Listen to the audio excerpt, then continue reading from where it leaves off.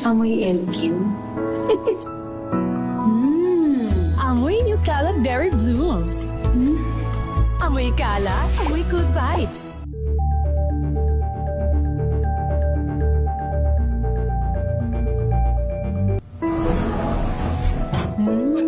Amoy forever. Amoy LQ. Amoy New Kalat Berry Blooms. Amoy kalat, amoy good vibes.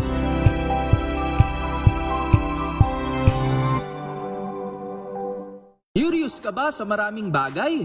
Kami na ang bahala dyan. Aalamin, tutuklasin at bibigyang linaw namin ang mga katanungang bumabagabag sa inyong isipan. Sa programa kung saan ang bawat sagot ay galing lamang sa mga eksperto. Ang Expert's Opinion, tuwing linggo alas 3 ng hapon, dito lang sa DZRH TV.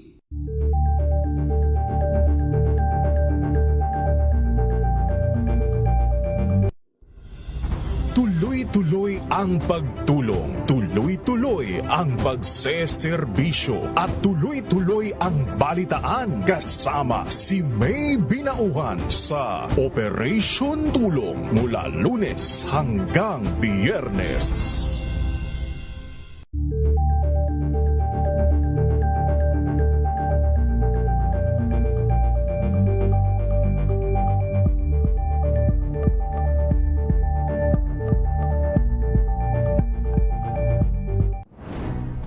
Good vibes ang hanap mo?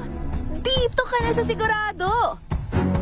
Mula sa mga istoryang nagbibigay ng inspirasyon hanggang sa mga kwentong may dalang solusyon. Mga balitang pampagaan ang pakiramdam at pampaganda ng araw.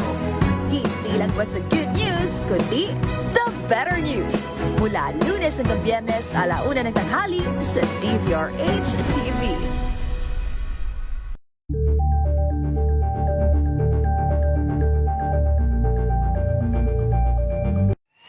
Mga balitang gigising sa inyong umaga. Mga balitang kailangan mong malaman. Mapapakinggan sa ACS Balita sa 2x2.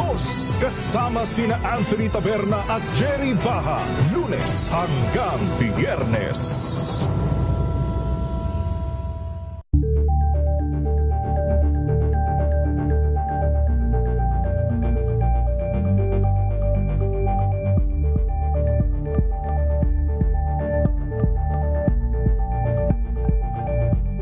Tambalang Anthony Taberna at Jerry Baha ang gigising sa inyong umaga dahil lalatay ang humahagupit na diskusyon at komentaryo Lunes hanggang Biyernes sa 2x2.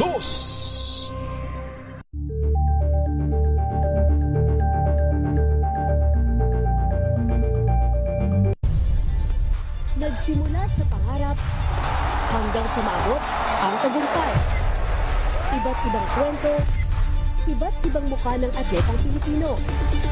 Mas pinatindi, mas pinalakas, at mas pinaaksyon sa Match Point tuwing Sabado, 12:30 ng tanghali sa DZRH TV.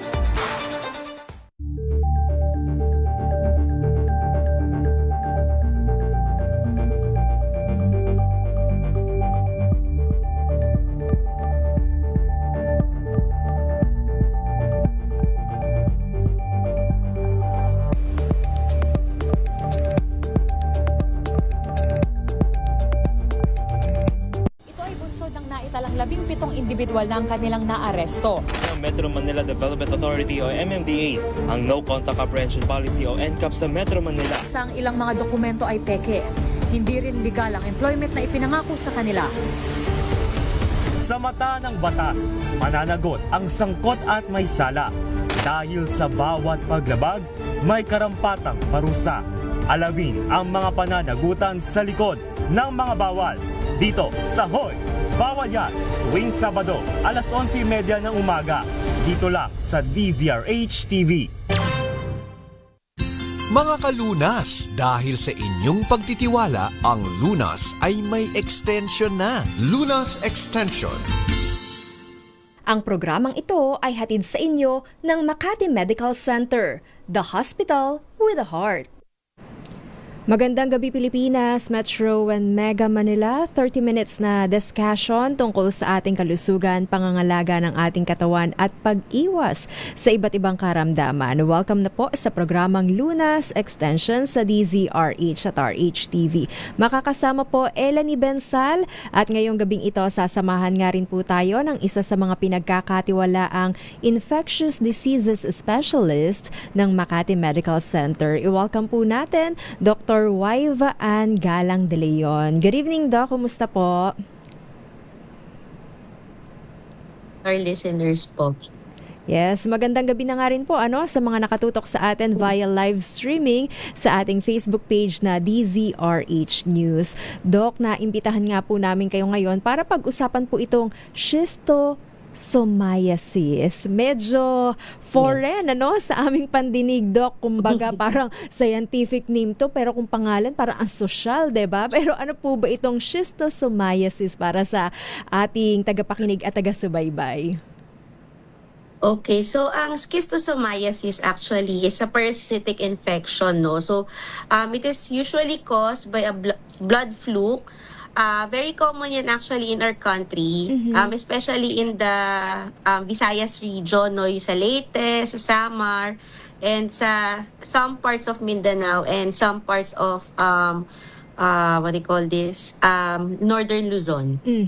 So, blood fluke, Doc, ibig sabihin na na-infect yung ating kababayan or yung tinamaan nito dahil po sa parang nabasa ko, kontaminadong tubig, tama ba, Doc? Yes. Opo. So, usually, we get infected po pag yung balat natin, so, usually, syempre, ang mas nagiging in contact with this infected waters would be our feet, no? So, pag ang balat natin ay came into contact with infected water and then there's a blood parasite there, it can go through our skin and can cause infection. Okay. So, yun yung entry point actually sa katawan natin. Sa paa, Doc? Or any open pores? Usually, actually, even yung skin na intact, no? Kasi the bulate is very minute, no? Sometimes we cannot see it by our naked eyes, no? So, basta any part of our skin that comes into contact with infected waters po. So, ito ba, Doc, ay kadalasang nangyayari kapag tayo ay lumalangoy or kahit yung pag-inom natin ng mga tubig na hindi naman tayo sanay, dahil kunwari nag-travel tayo sa probinsya or doon sa mga infected area na nabanggit nga po natin kanina?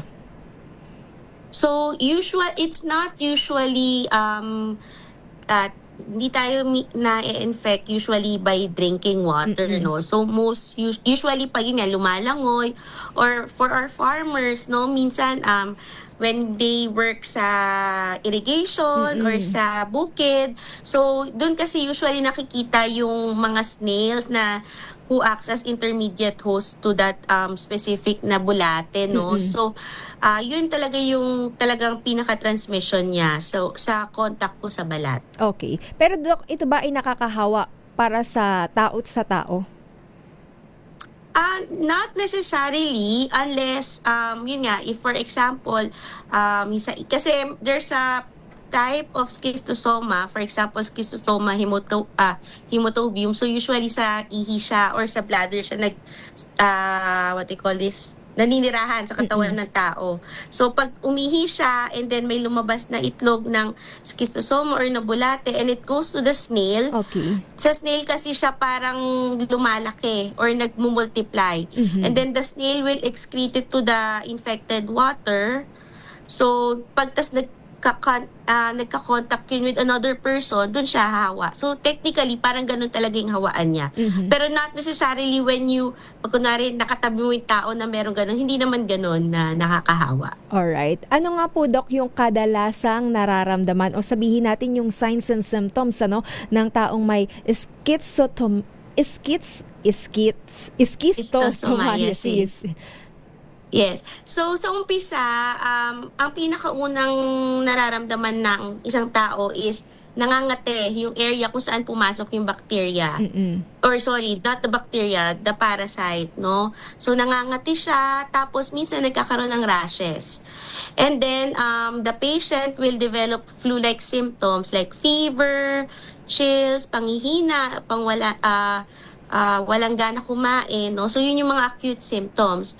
And then, after that, if the infection becomes chronic, kasi syempre, as I've said, pwede siyang tumagal sa katawan ng tao, no? So, sometimes you would have yung dugo sa dumi, Okay. nangangayayat na, no? And then, pwedeng lumaki po yung ating atay or yung ating spleen or yung pali, no? And then for chronic cases, pwede tayo magkaroon ng liver fibrosis or cirrhosis na tinatawag. And in severe cases po talaga, it can be, pwede pong mamatay yung tao na infected with that. Lalo na kung hindi nagamot. Ano nga po ba, Doc, yung incubation period natin dito once na ma-expose nga po yung isang tao? Like sabihin natin yung farmer, hindi nga po siya nakasuot ng bota. Sabihin natin nakayapak lang doon sa palayan. At sa kasamaang palad, meron nga pong parasite doon.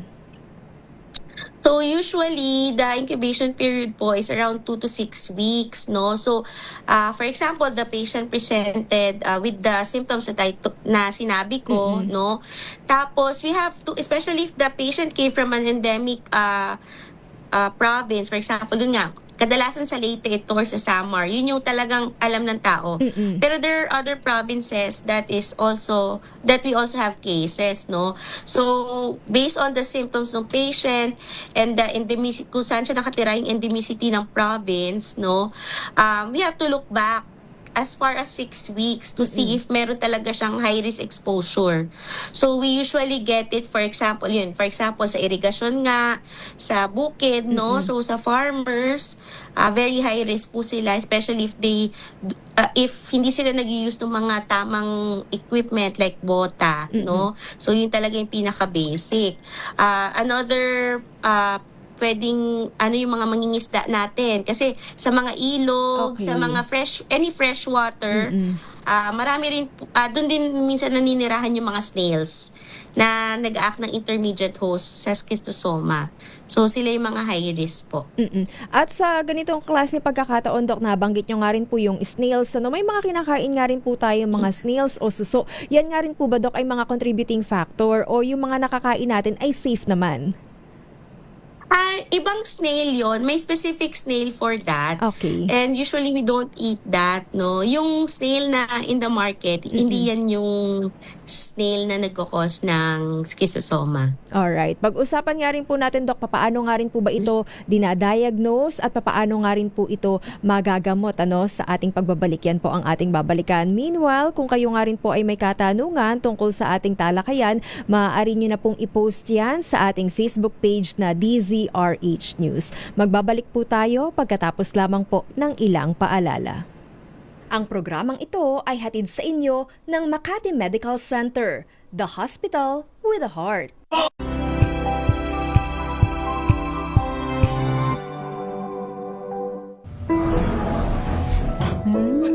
Amoy forever. Amoy LQ.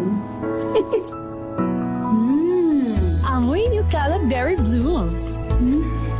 Amoy kalat, amoy good vibes.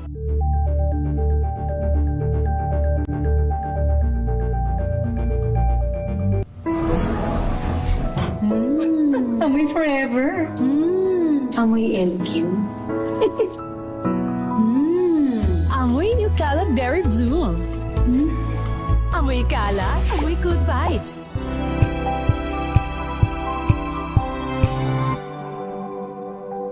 Hello, Washi! Laundry day na naman! Yay! Anong meron? Mancha ng chocolate, putik, may libag pa!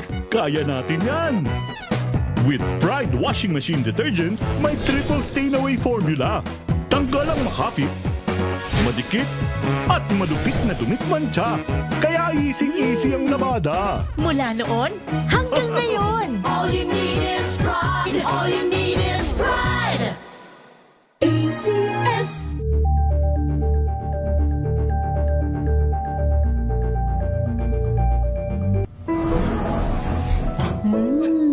Amoy forever. Amoy LQ. Amoy Nucala Berry Blooms. Amoy kalat, amoy good vibes.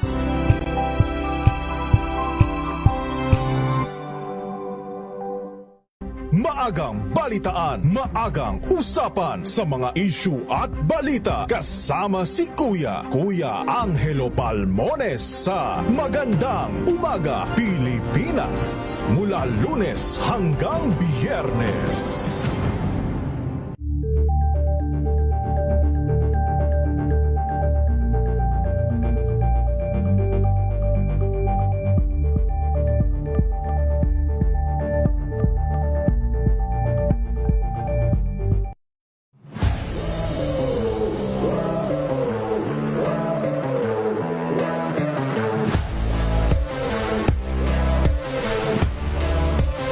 Ang Morocco as a team, it's all about culture. Toughness is a good way to describe Morocco because, you know, we're not one of the most talented teams, but we're able to come together and make it work. Our team is not the most talented, but the grit and the grind and the heart and the hustle that we give every single game, that makes us a competitive and a professional team. Hi, kami ang Meralco Bolts at panoorin niyo ang aming episode sa DCRH TV Matchpoint. Mabuhay ang atletang Pilipino!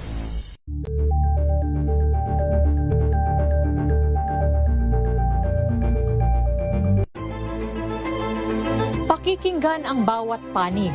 When you fight for justice, think about the queer people. Kung hindi kami magkukwento, sino ang magkukwento para sa amin?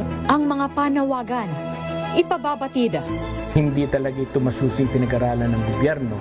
The women who are beaten and abused. It's time to listen to their voices. Hayan ang iba't ibang boses, mga kwento mula sa iba't ibang anggulo. Dito lang sa Point of View. Mapapanood tuwing linggo, alas 12 ng tanghali sa DZRH TV.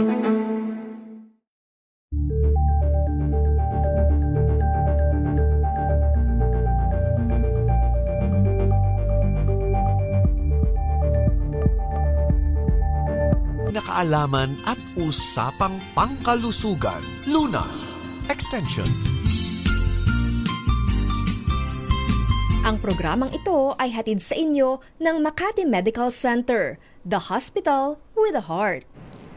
Nagbabalik po, second part ng ating discussion dito pa rin po sa programang Lunas Extension sa DZRH at RHTV. Kasama pa rin po natin Dr. Waiva Ann Galang de Leon ng Makati Medical Center at usapang schistosomiasis or yung isa nga rin niyang term, Doc, is Bilharzia or Bilharzia? Yes. Apo. Yes.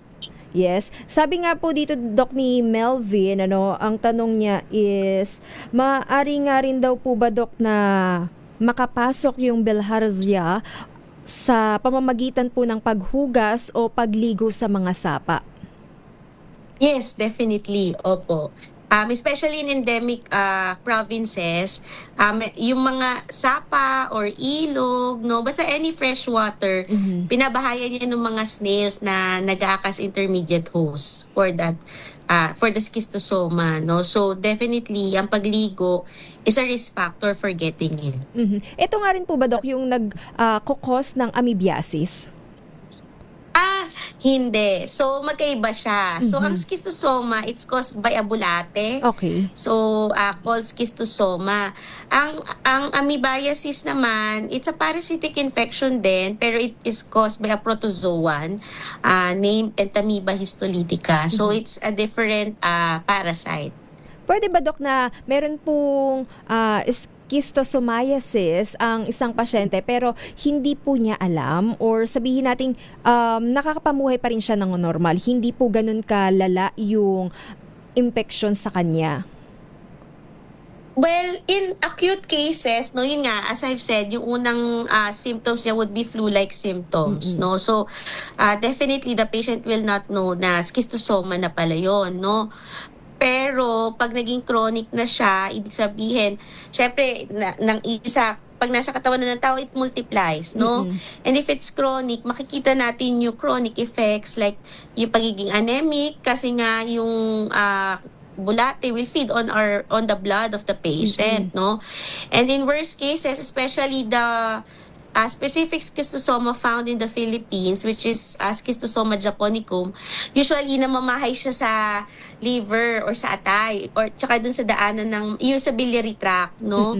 So ang minsan makikita na lang natin na meron na siyang liver cirrhosis, portal hypertension, no, without knowing na infected na pala siya even before, no? Okay. So it can happen po. Nabanggit niyo po yung liver cirrhosis. Ibig sabihin do, kahit sabihin natin, hindi naman ako nag-iinom ng alak, ano? Or sabihin natin, hindi naman po, mahilig nga rin po sa mga fatty food ang pasyente. Pero ito po pala yung maaaring dahilan kung bakit nga po naapektuhan yung kanyang liver o atay. Yes, that's one of the common infectious causes here in the Philippines, yung schistosoma.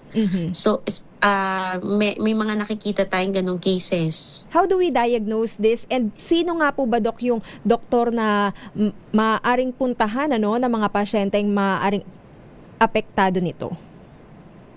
Okay. So, syempre, this is an infection, no? So, yun, infectious disease specialist talaga ang pwedeng puntahan ng mga pasyente kasi ito ang specialty namin, no. How do we diagnose this? So sa atin, ang primary na diagnosis dyan would be to check the stool, no. So pwede natin makita yung mga itlog, minsan yung worm mismo, no. So sisilipin namin yung part ng stool sa microscope, no. So doon natin siya ma-diagnose. And then we also have a blood test. Usually it's available in our ITM. So kahit sa part ng Philippines, you can have it test and then they send it out to our ITM. So yun yung yung mga antigen test or yung COPT. So pag yun in patients with schistosoma, yun ang isang mga tinitest natin. Other tests, but I'm not sure if it's available here, would be the PCR test, no? But I think ang pinakaano talaga is the stool exam and then the COPT test. After that, Doc, ano po yung maaari nating rekomendasyon, ano, na dapat gawin na po ng pasyente? So, since it's a bulate, we have to give antiparasitic. Pero hindi ito yung common na antiparasitic medication na albendazole or mebendazole that we give na pampapurga, no? So for schistosoma, there's a specific medicine na binibigay namin sa pasyente which is called praziquantel. And usually the patient needs a prescription from a doctor to get that medicine po.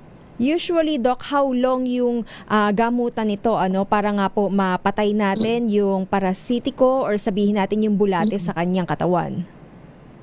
So, ang gamutan actually, it's for Schistosoma japonicum, which is very common in the Philippines.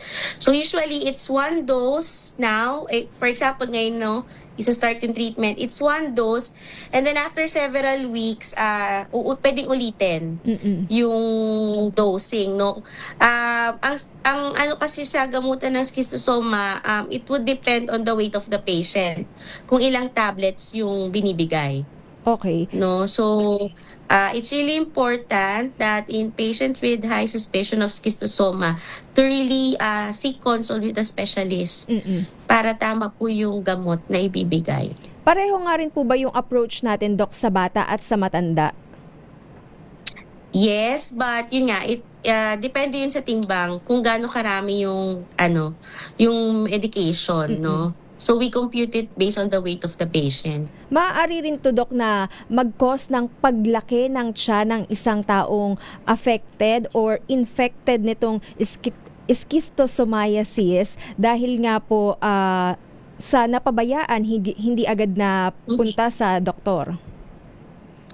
Yes, especially if the patient will develop na yung liver failure, no? So pag medyo may tama na ang ating atay, pwede tayo magtubig ng tiyan, no? So yun yung lumalaki yung tiyan tapos tubig yung laman, no? So yung tinatawag nating ascites. So it can be possible, but usually we see it na in chronic cases. So ibig sabihin matagal na talaga siyang infected. Okay, pwede or ba? Hindi siya naggamot ng maayos. pwedeng hindi matapos yung gamutan, mas maaaring mag-cause yun ng problema, Doc? Oo naman, oo. Kasi it can be chronic and especially in sa mga tao na nakatira sa endemic provinces, no, pwedeng yung infection is paulit-ulit kasi repeated exposure. Kapag ba, Doc, paulit-ulit, wala tayong exemption or sabihin natin walang immunity kahit na naggamot ka na before?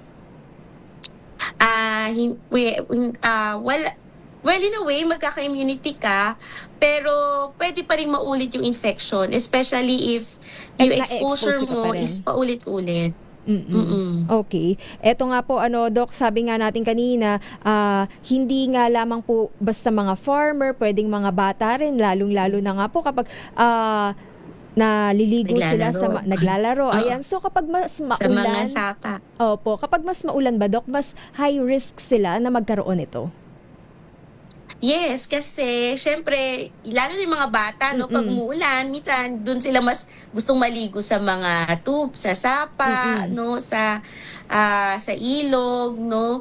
So, very high risk po yun. Tapos syempre, minsan, di ba pag umuulan, hindi naman may iwasan na tumaas yung tubig and magbaha. So, the snails can be washed off and pwedeng kumalat yung schistosoma, infected waters. Paano natin, Doc, malalaman na parang nag-grow na yung bulate, yung parasitiko sa ating katawan, or sabihin nga natin dumadami na sila, So, usually, yun nga, kung may high-risk exposure talaga yung pasyente, na talagang like you remember na exposure to fresh water and develop yung kate usually sa paa kasi yun yung talaga exposed, diba? Pero hindi ko sinasabing sa paa lang, pwede yun sa kamay, basta anything that touches the infected water, no?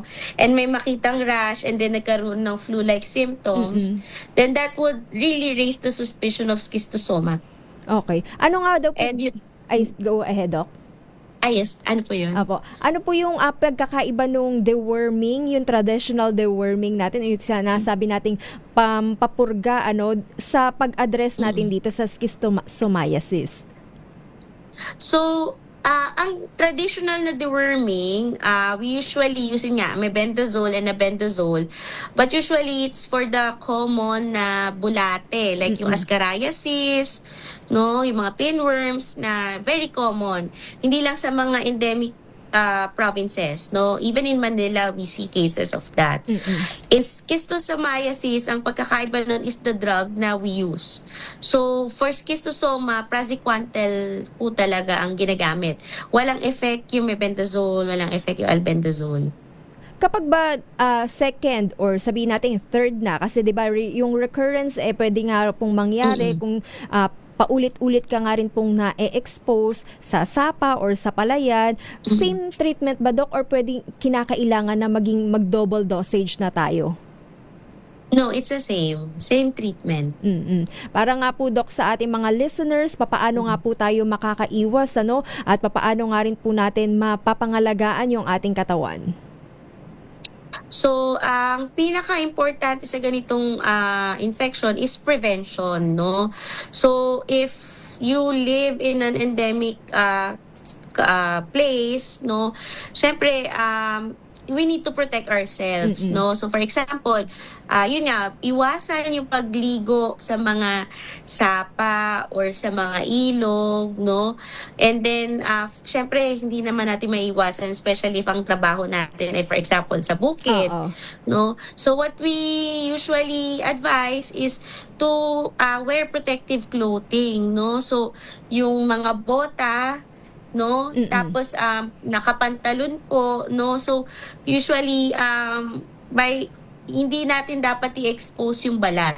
Kasi yun talaga ang way kung paano tayo ma-infect through exposure sa skin. Ang paghuhugas ba after ma-expose, Doc, sabihin nga po natin kung farmer, syempre uuwi ng bahay, maliligo, magsasabon, yung iba magpapakulo pa ng tubig sa kanilang paliligo. Makakatulong nga po ba yun, Doc? Well, in a way, it can help. no? Pero kasi kung talagang nag-come into contact na siya with the skin, before yung hand washing and everything, pwede pa rin po ma-infect. Even the rubbing alcohol, Doc. Yes, oo. So, ang important talaga is skin barrier. Pero syempre, hand washing can be of help. Hindi lang naman sa schistosoma, no? Any other illnesses, especially yung foodborne illnesses, no? Syempre kung kunwari nagbukid kayo or galing kayo sa like maduming place, of course washing of hands can protect you from other foodborne illnesses. Yes. So hindi ko naman inaano yon na wag niyong gawin. Okay. How about yung nutrition, para nga po mas mabilis makarecover yung patient natin, Doc, at yung guidelines sa pagpapahinga or sabihin nating pagpapalakas ng resistensya, ano po yung kinakailangang i-bear in mind? So for that, I just usually advise my patients to eat right, no? Kasi ako yung tipo na hindi talaga nagbabawal. Pero syempre, you know what to eat, no? Choose the healthier option, no? Kasi if you do that, syempre, lalakas yung resistensya mo. It would help fight off certain infections, no? Okay, last question nga rin lamang po, Doc, once na nag-undergo po sila sa treatment o nag-take sila ng medicine para po dito, ano nga daw po ba yung i-expect nila? Like yung sa deworming, may mga maaasahan na rin po ba silang paglabas ng mga parasitiko sa kanilang katawan? Well, hindi siya yung sobrang overt kagaya ng ascariasis, no?